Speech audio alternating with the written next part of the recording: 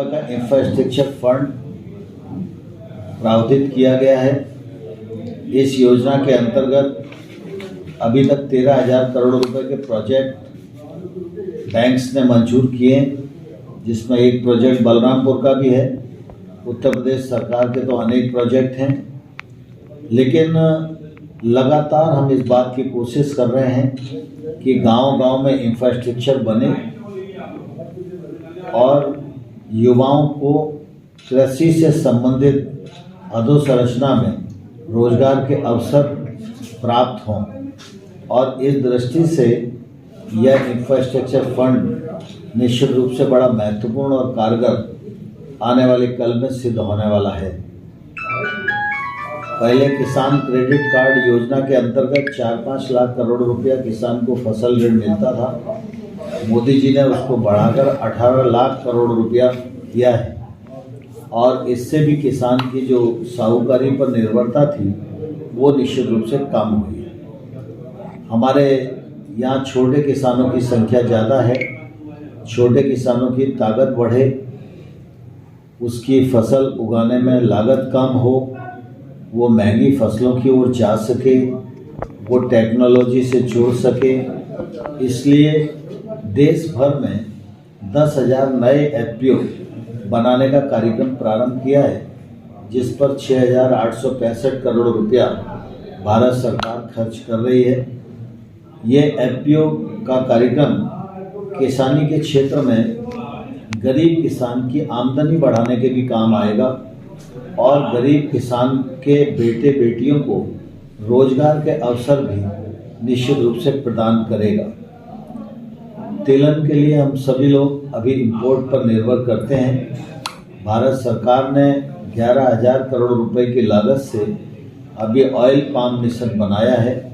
तिलहन मिशन पर तो हम लोग काम कर ही रहे थे, सरसों है, अलसी है, मूंगफली है, सोयाबीन है, लेकिन ऑयल पाम जो हम इंपोर्ट करते हैं, खाने के तेल में देश भर में अगर हम देखें तो 56% हिस्सा पाम ऑयल का ही है, और इसलिए हम लोगों ने तय किया है कि ऑयल पाम की खेती को हम अपने देश में बढ़ाएं, और इसके लिए 11,000 करोड़ रुपए की लागत से मिशन बनाया है।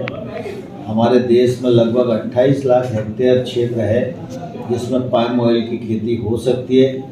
विशेष रूप से नॉर्थ ईस्ट में इसकी अनुकूलता है, उसी को फोकस करके हम लोग, और उन्होंने राज्य सरकारों से भी आग्रह किया, कलेक्टरों से भी सीधी बात कर रहे हैं। और मैं समझता हूँ कि कभी आप सब लोगों को जिला अधिकारियों के साथ बैठकर पूरा प्रेजेंटेशन लेना चाहिए कि जब आकांक्षी जिला घोषित हुआ था तब ये जिला किस पैरामीटर पर खड़ा था, और इतने दिनों में काम करने के बाद कहाँ खड़े और कितना बाकी।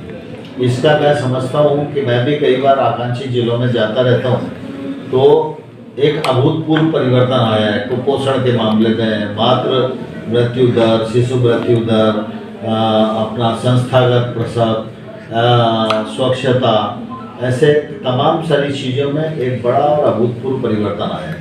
लेकिन जो आपने ब्रिज की बात कही है जी, और जो संस्थाओं की बात कही है, वो मेरी जानकारी में नहीं है, मैं विधायक जी से पूछ लूँगा। सर रेलवे ने ऐसे नहीं दे रहा है, कई बार पता लिखा है विधायक ने। मैं कह दिया ना, मैं उनसे पूछ लूँगा, ठीक, मुझे तो मालूम नहीं। जी जी ठीक ठीक। तो वहाँ जहाँ बताएंगे वहाँ मैं मदद करूँगा। ठीक ठीक। कांग्रेस का कोविड के मामले में जिस प्रकार का दृष्टिकोण है वो बहुत ही दुर्भाग्यपूर्ण है। जहाँ तक कांग्रेस के लोग ये कह रहे हैं कि उनकी यात्रा से भारतीय जनता पार्टी घबरा गई है, इस पर सिर्फ हंसा ही जा सकता है, क्योंकि कांग्रेस के नेता चाहे यात्रा करें चाहे घर में बैठे, वो जो बोलते हैं पूरा देश उन पर हंसता है।